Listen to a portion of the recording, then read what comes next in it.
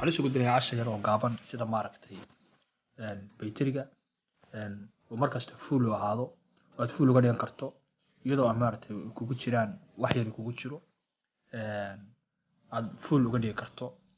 waxaa jira cabashooyin badan oo soo gaaray oo maaragtay nala soo weydiiyay su'aalo ku saabsan casharka yar ee gaaban